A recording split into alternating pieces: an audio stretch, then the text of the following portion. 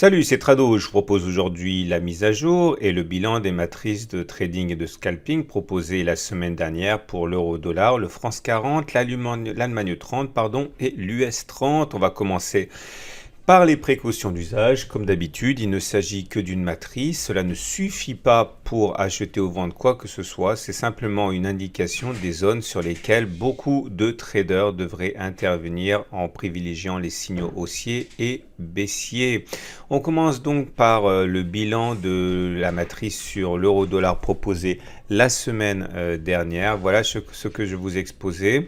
Nous étions dans l'ellipse verte et je signalais que les 1,1233, 1,1259 étaient une zone de support importante et qu'à partir de ce moment, eh bien, sans doute beaucoup de traders privilégieraient les signaux haussiers qu'ils auraient.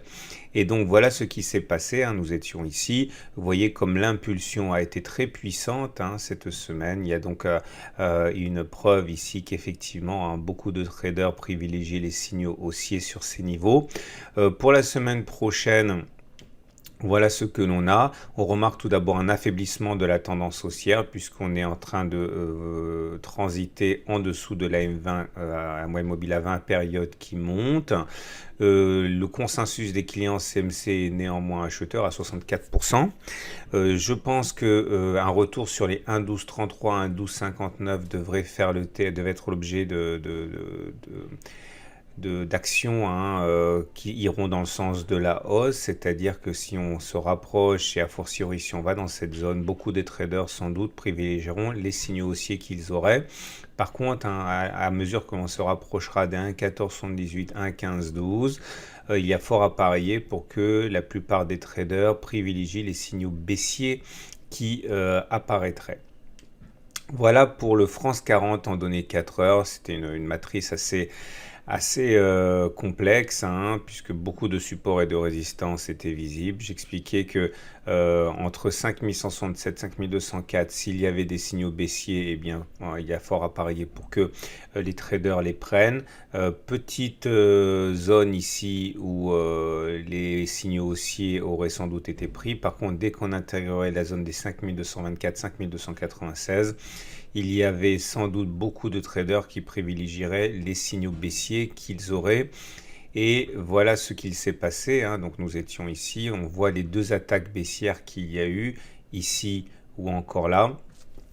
Par contre, effectivement, une fois qu'on est passé au-dessus des 5204, il y avait un léger espace pour profiter des impulsions haussières, mais dès qu'on arrivait vers 5224, c'était à nouveau les signaux baissiers qui devaient être mis sans doute à profit par les traders. Voilà ce que je vous propose pour la semaine prochaine.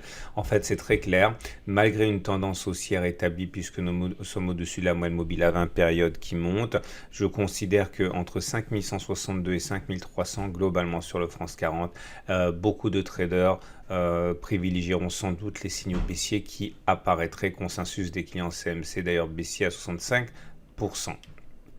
L'Allemagne 30, voilà la matrice proposée la semaine dernière. Je disais que les 11 357, 11 382 était une zone où les signaux baissiers seraient sans doute privilégiés. Par contre, au-dessus de 11 382, c'était les signaux haussiers qui seraient privilégiés jusqu'à 11 505, 11 572, où les traders sans doute changeraient de polarité en privilégiant les signaux baissiers.